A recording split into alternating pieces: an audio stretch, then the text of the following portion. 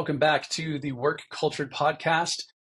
This is your host, Jason P. Carroll, and with us today we have CJ Stasik. She is the CEO of One SEO, which is a digital agency, and we'll hear more about that.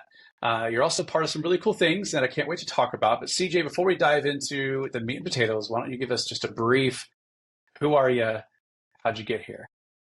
Absolutely. Thank you, Jason. I really appreciate it and excited to be on the podcast today. So, as you mentioned, I am the CEO of One SEO. We are a full service digital marketing agency providing marketing solutions to home service, professional service, and health and wellness companies across the US and Canada. One SEO has been in business since 2009. I have been involved since day one for the first 2 years, mostly on consulting. It took up so much time of my life that I'm like, you win, I'll join. And from there, I joined the company with my first goal of being setting processes and procedures for a brand new startup. 2 years in, they were mostly a sales organization and they didn't have those processes. And that was where my background was. So I really enjoyed, joining, starting on the client side and developing these processes that really help drive the company forward. Yeah, I love that. And you have taken the Aptiv Index assessment. Aptiv Index, of course, is a sponsor of the podcast.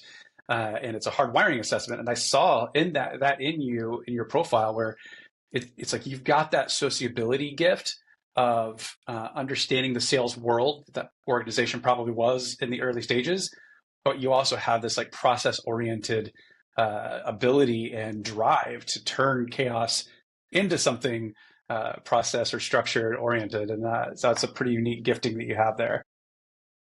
Yeah, no, I've always called myself a counterbalancer because I tend to be able to take something that someone else has said or done and then maneuver it and shift it into a way that the masses can understand. Yeah. So being able to make those connections and being able to understand, what's happening at a high level and then truncating it down into processes and procedures that allow people to actually get the job done. Yeah, I love that. And I cannot relate at all. I do not have those bones in my body whatsoever. So I admire it when I see it. Straight to it, right? We ask the same question to each guest and then we kind of go from there. So CJ, what is a mistake that you've made in leadership that you'll never forget? I was so excited to learn that that was like the basis and the framework for this because it's something that I've been going through in the past year. And really, the biggest mistake was accepting a strategy that someone else provided and just taking it as gospel. And, we all have our own opinions, we all have our own thoughts. And sometimes, especially women in the workplace, a lot of times we tend not to speak up. So that was one of the biggest mistakes I made early in my career is letting someone else define the roadmap for me and then taking that on as my charge instead of being able to go in and say, no, this isn't the roadmap for me. Let's work on it together. Let's fine tune it. So really that was the biggest thing. And what that causes is you not to really achieve everything you expected to achieve until you go back and not necessarily start over, but rework it and be able to make sure that it matches you and who you are as a leader. Yeah, especially important as you probably went from that COO role into the CEO role. That's about 3 years ago. What has that journey been like? And with what you just shared, how did that play into it? And what did you still have to learn? Yeah, I would say honestly, it was one of the hardest journeys to take. And the easiest way to explain it is, an integrator inside of an organization, that is the person that's going to break through the walls and do whatever it is that the visionary is expecting of them. And when you step into a CEO role, you're supposed to step into that visionary role. And so the hardest thing for me to do was to let go of all of the things I was doing as an integrator, all those walls I was punching through to be able to actually become that visionary and start coming up with my own strategic plans. Like I mentioned with my biggest mistake, it's accepting someone else's, strategy. Well, as a business owner, as a business leader, you shouldn't be deploying someone else's strategy for your business. So moving from integrator to visionary was one of the hardest moves, but the most critical and the most helpful within the stages of becoming a CEO. Yeah. A lot of times when people step into that role and they're encountering what you encounter, they almost go nuclear. Do you know what I mean? It's like they're like, well, I don't want to do things the way they've always been done. I'm going to do them my way. But then they come in almost like, bull in a china shop. Was that a temptation of yours or like were you fighting the opposite temptation? So So it was the initial temptation was, oh my God, I'm going to fix everything that I knew wasn't how it needed, to be. But I honestly, because I slowed down and I really wanted to make sure that I did it right, I hired a coach, someone to bounce ideas off of. And I think that that's one of the best things that a new CEO, a new leader can do is getting to the point where you can hire someone that you can actually just communicate with. Jason, I'm sure you've heard it before. It gets lonely at the top. Like that's a saying, right? The further you move up, the less people you have within your own organization that you can really talk to about obstacles that you're facing. So being able to get that CEO coach, sit down and actually walk through, it slowed me down. And that kept me from being the bull in a china shop. Because Hmm. then I was able to say, okay, these are my goals. Let's chunk them down into milestones and let's work towards them instead of just coming in and throwing everything out, because you throw the baby with the bathwater, you get the baby out with the bathwater when you go that route. Yeah, I definitely relate to that, and I know a lot of our audience will as well. I certainly had a mentor, and his exact words were, "Don't go nuclear," and which is his way of telling me to slow down, knowing that I'm not somebody who likes to slow down. Yeah, I commend you for doing that effectively because it's not always easy to do. Well, it's not. And I'm glad that you brought that up because it is important for people to hear, because we got to the positions we're at with that drive, that hustle, that constant motion. But then once you get here, it's that constant motion that holds you back. Because when you're in that constant motion and you go, go, go, go, go, you're not thinking. You're not really thinking clearly. You're not able to visualize. You're not really able to come up with these wonderful ideas. So slowing down is so huge at this level. Yeah. Also, slowing down. Sometimes your speed almost like going to get you too focused in on the road you're on, and slowing down can cause you to step out and look at things from more of like a macro uh, lens, a wide angle lens. And if you're going to innovate, you have to see the big picture and you have to step out of that minutia. And you are COO, right? I mean, in the weeds on the ground was your job, so you've had to Absolutely. step out and look at it from the wide angle. Yep. It's Look, hard to do. It's yeah. so hard to let go. Yep, yep. Do you guys use the EOS framework? You've mentioned, okay, yeah, you've mentioned Yeah, we integrator and visionary and all that, so I figured. definitely. Yeah. Yeah, Like, I mean, again, that's another thing. Like, business owners, entrepreneurs, you need a roadmap. There's roadmaps for everything inside your business, but there's not always a roadmap for leadership and how to, drive the company forward. So I am a strong believer in EOS. yeah, yeah. Same. I was using it. We probably outgrew it as we got into the couple of thousand employees, but it was definitely pivotal for us for a time. Uh, let's talk about the makeup of one SEO. How many employees about are you right now? Yep. So we have 80 employees. We tend to go somewhere between 80 and 100, depending on client projects, client work. But we've got 80 employees. We serve over 500 clients across those three divisions that they serve. And we provide full service marketing solutions. So not just the digital. Our job is to, ignite the spark that connects our clients to their customers. So when we're working with a lawyer, we want to make sure that we're working on the channels that are going to drive business to them. When we're working with a dentist, those channels are drastically different. And when we're working with an HVAC, client, again, it's very different. So we've got solutions and channels that really help. So your traditional SEO, PPC, website design and development, social media, but then we also can help with direct mail, TV, radio, streaming advertising to really build a comprehensive solution to help drive the business forward. Yeah, the direct mail, right? So you're not just a digital agency, you're full scope. Okay. And are most of those employees in an office in and around the same place or just totally remote, somewhere in between? Yep. So we are mostly all in office. All of my employees are in office 4 days a week. I do have 5 remote employees. Most of them started out working here and then they relocated during COVID. So we don't outsource. The only time we use any outside partners is if we have a bottleneck and we don't want a client's project to miss, deliverable time. But yeah, we all of our employees are here 4 days a week. We're in the office together. We have company meetings. We just had one yesterday for the month, and you can't beat it. Obviously, the world is shifting more towards the remote environment, but as long as we can remain together and create that ignited culture, we're gonna continue to do it. Does that mean you guys have adapted that new 4-day work week, or do you just mean one day of the week is remote? So we are 1 day is remote. Okay. So we are a 5 day work week with 1 day remote, and we're actually going to be shifting to 3 days in office and 2 days remote. And again, that's just to continue to accommodate our employees as the world around us evolves and changes. And that flexibility is super important, as long as you can stay connective and collaborative. Yeah, for sure. That 3 in, 2 out seems to be a magic number. If you look at some of the stats out there, Adam Grant has shared a lot of studies. Patrick Lencioni, I think, has shared a couple. And not, every business is different, of course. So we have to genericize all of that. But seems like there's some pretty good mix there with a 3 in, 2 out. Yeah, and a lot of productivity increase too. So there's that ebbs and flows when you're not worried about, getting doctor's appointments made and children to daycare and all of those things, and you've got that strategic focus time. You tend to be more productive. So yeah, I mean, you might have, let's say Thursday and Friday are your remote days. You might be slightly less productive on those 2 days, but increasingly more productive the first 3 days of the week, which ultimately winds up being more productive for the whole week. So it's just a matter of adding that flexibility in and understanding that people are people and we all have human experiences and we deserve to be treated as though we have human experiences. Yeah. What are some of in your opinion, secrets to a good culture, especially given the model?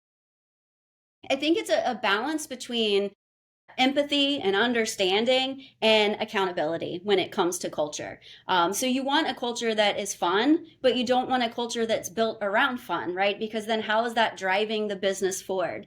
So having a culture, ours is customer first. Everything we do here and regarding our culture is all about our clients and how we can serve our clients. When people walk in the door here, my employees know that if they see someone walk in the door, they should be offering them water. They should be offering an office tour. And, it's just embedding that culture in here. We have a fun office environment in which we bring food in on Mondays and we've got the pool table and the foosball table, Hmm. but that's not what aligns us. That's not what connects us. What connects us is all moving towards those same goals.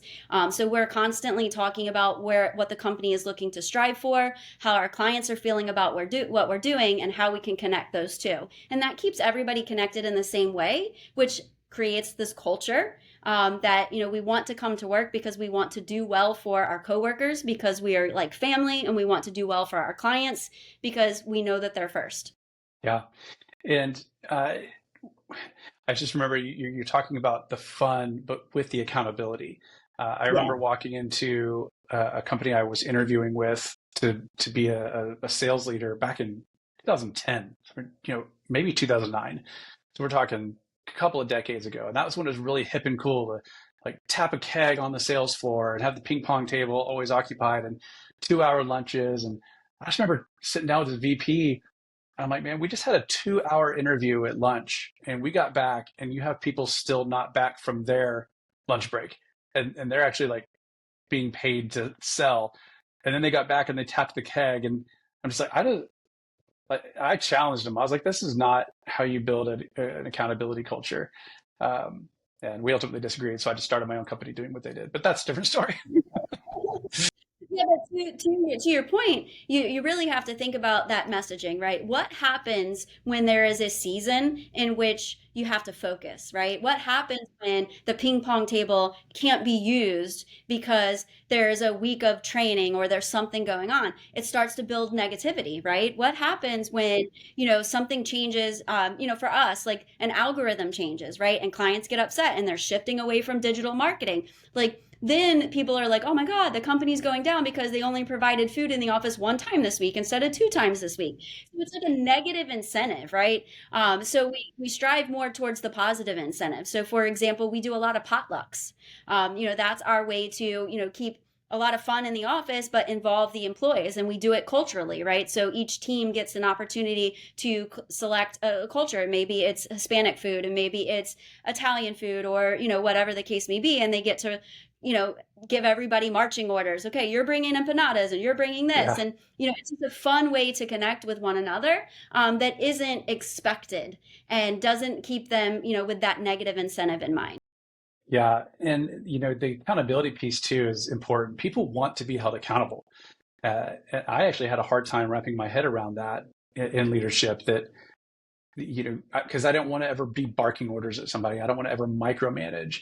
But those two things are very different, micromanaging and holding people accountable. What have you found in that realm of what's effective for you? Yeah, I think it's open accountability. So one of the things that we did, because we had people say, "Oh, I don't want to be micromanaged," and it's like, because we're asking what you accomplished doesn't mean you're being micromanaged. So one, having systems that do it automatically are beneficial for sure. So whether it is the total number of is being created or whether it is the performance of a campaign. So having KPIs that are defined when someone comes in. These are the metrics that we're going to be monitoring. We adopted the top grading hiring method, which is a little bit more detailed than your traditional hiring method, but essentially it results in someone having a job description that includes their competencies that are required for that job. So every time we sit down for a quarterly evaluation with that employee, we're balancing their performance against those competencies to make sure that they're still aligned with what the job required. So I think a lot of businesses don't always do a good job of giving the KPIs on day one so that the people understand what's expected of them and then measure to them on a consistent basis. Normally what happens is you offer someone a job, they review the job description, you go over the job duties, they accept the job, then 90 days in, you're reviewing their performance. They don't know the KPIs. How quickly were they supposed to ramp up? How quickly were they supposed to be able to do things on their own? If those aren't lined out from day one, that's where you have those difficult conversations and they feel micromanaged because they don't understand what they're being held accountable for. Yeah, and so many companies drop the ball on onboarding. Well, most companies suck at hiring to begin with. That's just the reality. Uh, but then the ones who even put a whole lot more effort into the hiring, they bring the people on and like, oh, just onboard everybody the same way and everybody will be fine. And that's just such a huge misstep. Absolutely. Yeah, like I said, it's a huge misstep because that individual has no idea what they're going to be measured against other than what they've read and discussed in that job description. So, they're saying, okay, yes, I know how to, do a social media campaign. I know how to create these things. I'm going to come on and I'm going to do these things. If you don't tell them that they're supposed to do 30 of them in a day, or they're expected to have a 5-to-1 return for every campaign they create, or whatever it may be, how do they know what they're measured against? So then when you start asking them the questions, they're like, get off my back. Like I'm Yeah, doing my, like, yeah, absolutely. Let's talk about, not just what's going well. What are the challenges you're currently facing? We talk about culture, so specifically around people. I mean, every business problem is a people problem. So, well, yeah, what are you facing right now? so I would say our biggest challenge, and we kind of hit it on the head, it's the accountability piece. There are a lot of people that are uncomfortable with feedback in the workplace today. So, as a manager, as a leader, when you're sitting down with someone and you're trying to help improve their performance, you're already met with this defensive nature that didn't used to exist. People like me, myself, and people that I've worked with in the past, I'm chomping at the bit to get feedback, whether it's positive, whether it's constructive. Like, how else can I improve? Like, that's just how I was raised. I need to know what I did wrong in order to do well. But there's a lot of people they haven't built or coped or built a mechanism to cope with feedback and understanding it. So I think that's one of the hardest pieces that we're facing in the workplace today is being able to help people improve by giving them that constructive feedback in a way that they're going to accept it and want to take action on it. We moved to quarterly evaluations for that particular reason. This way, there's a built-in mechanism for telling someone how they're doing Hmm. so that they're not sitting there waiting for an annual increase and then being told you're not doing well. Yeah, do you guys use the people analyzer portion of the EOS?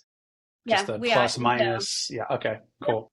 Yeah, there's a couple of mechanisms. The people analyzer is one of them. And then we also, in those quarterly evaluations, there's a rating scale against their competencies. So we've got two metrics that we weigh against one another. So if you're rated at a certain level, you're, doing your job, you're doing what you're supposed to do. If you're above that, you're an A player. If you're below that, then you're on a performance improvement plan of some sort to be able to help you move up, so that we're able to, garner more A players within the company. Yeah. when you're, see, how do I ask that without it sounding, I guess I wonder about the generational differences, right? Like there's a almost assumption or a stereotype that the Gen Zs and the younger millennials, they either don't have that grit or they don't have that ability to take feedback, like you're saying. Um, I had somebody point out to me the other day that we have been receiving that feedback for now decades. And there's Yes. a good chance we weren't all that good at it at first either. And there's a good chance that we only have grit now because we developed it over the years. And so it's like, how much of this is a generational thing and how much of it is on us as leaders to change our perspectives and our expectations on the younger generations.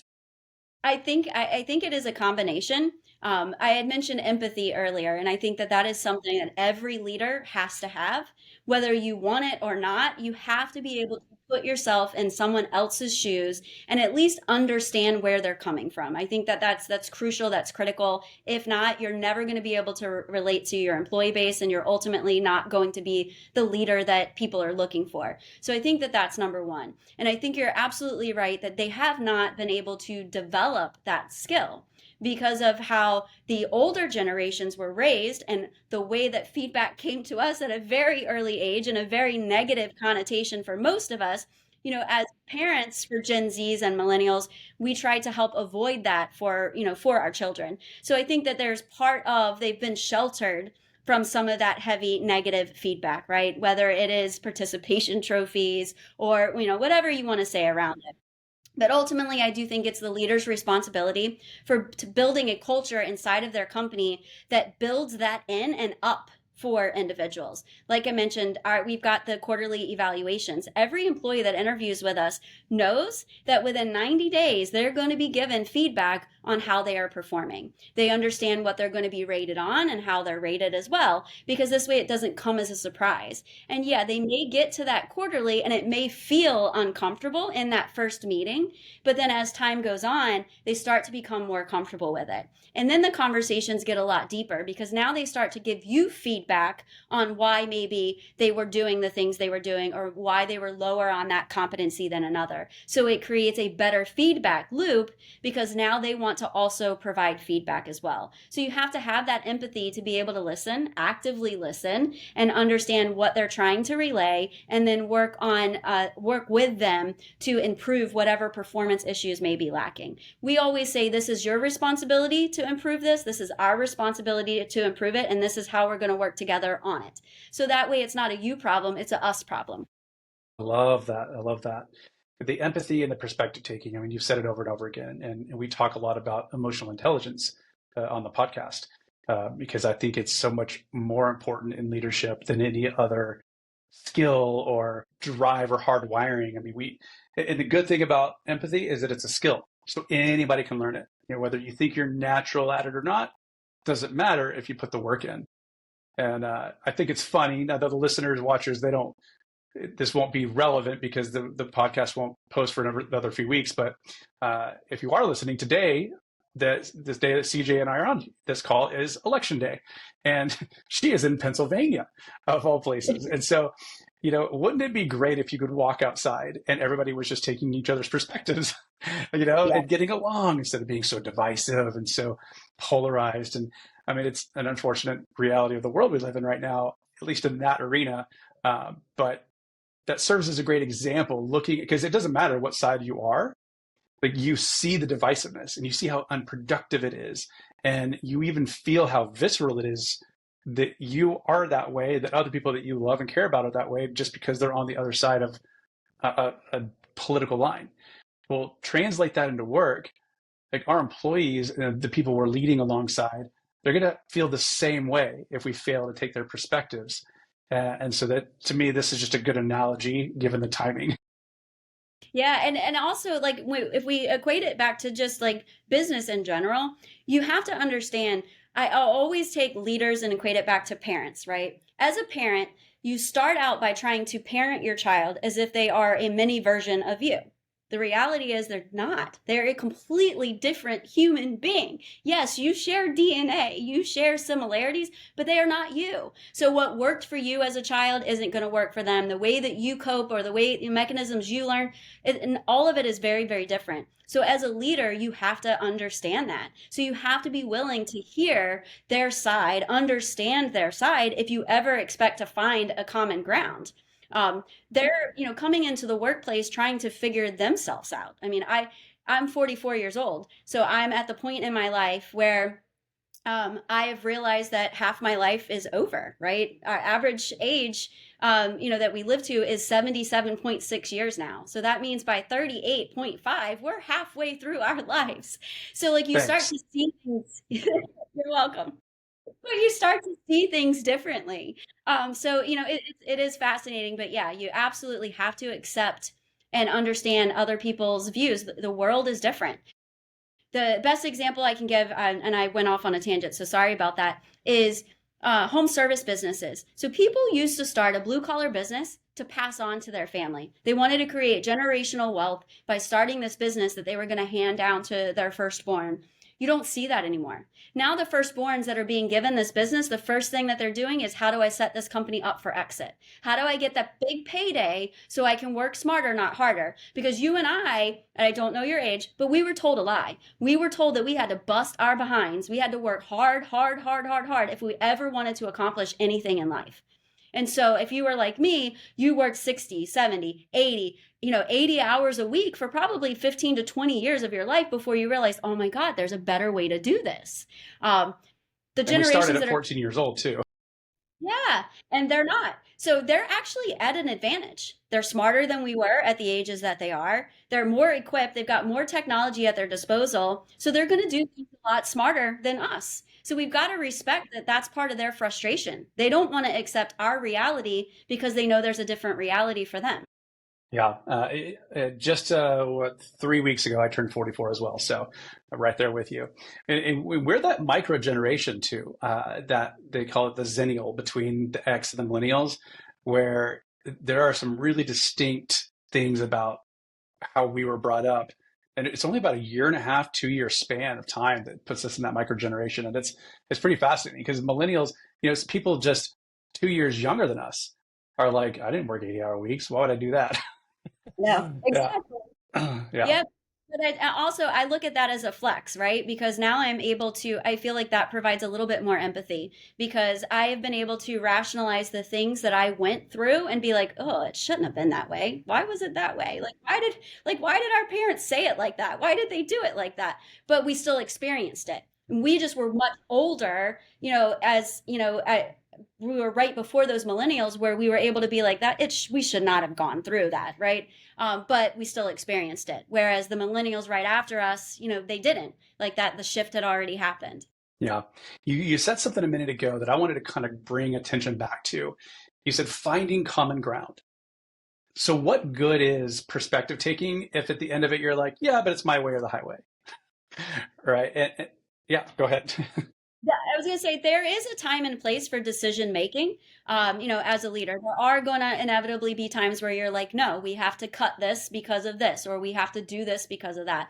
But for the most part, that common ground, if you really take a moment to actively listen, you're going to come up with a better solution than you came up with on your own. And it might not be exactly what you had initially intended or what they initially had brought to you as their solution, but together you're going to find a much better solution. I love the fact that masterminds have come back over the last couple of years. Like they've always been around, but over the last year to 2 years, you have seen so many mastermind groups start to pop back up, so much emphasis on the collective consciousness and really working Yeah. together on things. It's amazing because that is how we're going to bridge those gaps. That's how you're going to find the solutions that ultimately work for the new world. Yeah. So one of the attributes that Aptiv Index is measuring is called pro-social. And so the really, really high scores are those people that they want to get input from everyone, right? Though the struggle there is when they have to be decisive, it's more difficult because they're looking for everyone's consensus. The really low scores, we're very decisive, but we neglect a lot of other people's ideas, and therefore we don't have the best outcome. We just have the outcome we decided on. unless we have coping strategies. You're a 5 of 10. I mean, you're the literal right in the middle. So like you can just kind of slide either way, and so you see the importance of the collective conscious, the collective intelligence. But if you got to make a decision, you'll make a decision, and that's probably a gift that served you well. Yeah, and it also means that I'm able to accept my leadership team in a way that I don't think a lot of other leaders do, right? Like we really meet every single week. We really together make decisions. Like I'm not walking in and being like, no, this, no, this, no, this. Like I heavily rely on their input from a decision making standpoint. And together we come up with those solutions. And it is a mix, right? There are people who are, in that millennial, and there are people who are in, the Gen Z and things like that, because I need all of those perspectives. I have 80 employees that I have to make decisions that will affect the majority, right? And I need those perspectives. That's amazing, and it's something I struggled with early on. Big mistakes I made in leadership were lack of doing that. Like I was lowering the collective intelligence of my team because I was not getting that input, and it also hurt the culture. It made people feel like I didn't value their ideas and contributions, and so I had to come up with coping strategies to fight against that natural drive. So now we're going to get into kind of the shameless plug, and maybe you're going to go there, but just in case you weren't, before we go to that segment and start kind of closing out, I want to hear about the She Handles It blog. Tell me about the inspiration there. Yeah, so a lot of what we talked about today is part of that inspiration. So I've always loved writing. It's always been a creative kind of outlet for me. And during COVID, like most working parents, and especially working mothers, I experienced a lot of frustration and had to find different ways to make my work-life balance work for me. I'm not a believer in work-life balance. I don't think it exists in the world that we have today. Everything is too intermixed. So I call it work-life integration. So the blog was really started to help other working mothers like me, other working professionals, be able to know that they're not alone and that there are changes that we can make in our life that can ultimately affect us for the better. A couple of examples for that are, I now have a 40-minute commute, and I use that commute to feed my brain because as a working mother, I don't have time to go home and sit down and read without taking time away from my family. So my 40-minute commute now, I use Audible to educate myself. When I'm on the way to work, I want to get myself in work mode. When I'm on my way home, I want to decompress. So I use Audibles and books and all of that to be able to do that. For work-life integration, I use a lot of AI, and I help talk about how that AI has enhanced and improved my life as a professional, but also as a mother, using ChatGPT to create meal plans, to get my grocery list and my recipes and little things like that. So She Handles It is really designed to help women learn to function in this new world that we are. One of my taglines is, let them do the dishes. As women, we're very particular about how the dishwasher gets loaded, and we tend to only do the dishes because someone's not going to load them the right way. Let them do the dishes. They're not going to load it the way you want, but it'll feel nice to have it done. So that's what She Handles It is about, is just really helping women overcome the obstacles that we face in today's environment. That's hilarious because it's the opposite for me. Like I'm like, let me do the dishwashing because y'all don't load it correctly. Not my wife, not my kids. Nobody does it the right way. That's you know our pain. Yeah, I love it. That's my ADHD, OCD. Who knows what it is? Would you like that to be your shameless plug? Do you want to go back and talk about One SEO, or do you have something entirely different that you'd love to tell our audience about? Oh, I can go back to One SEO. And Jason, I really thank you for being on here. At One SEO, one of our biggest goals here is to really help business owners thrive and help expand their business. As I mentioned earlier, our name does not do us very well because we are not just a digital agency. We are a full service marketing solution provider. And our goal is truly to ignite the spark between our clients and their ideal customers. We want to work hand in hand with you. We consider ourselves an extension of your marketing team. So think of us as that fractional marketer who has your best interest in mind. And what's the URL? www.oneseo.com. One is the number, the digit, or ONE? Yep. One as the digit. Okay. S like Sam, E like Edward, O like open. Awesome. OneSEO.com and SheHandlesIt.com for the blog. All right, we're going to dive into the very last segment, the quick fire, this or that. All right, so I'll just say two things. You tell me what you prefer. First up, football or volleyball? To Football. watch? Football. Okay. Uh, Country or city? Country. Trump or Harris? I'm kidding. Don't do that one. We're not going to go there. We're not going to go there. Uh, Coffee or tea? Tea. All right. Europe or the Caribbean? The Caribbean. Okay. And then lastly, camping or glamping? Camping. Definitely Oh, camping. yeah. Hard. Nice. That's awesome. Thank you so much, CJ. This has been a wonderful, fun conversation full of amazing insights. Love the theme of empathy and common ground and everything that just came up. That was really, really wonderful. Thank you so much. Absolutely, Jason. Thank you. I'm so happy to be here. And these are the types of business conversation people should be having today. Agreed. Agreed. Well, hey, y'all, thanks for tuning in. This has been the Work Cultured Podcast, and we will see you next time. Bye bye for now.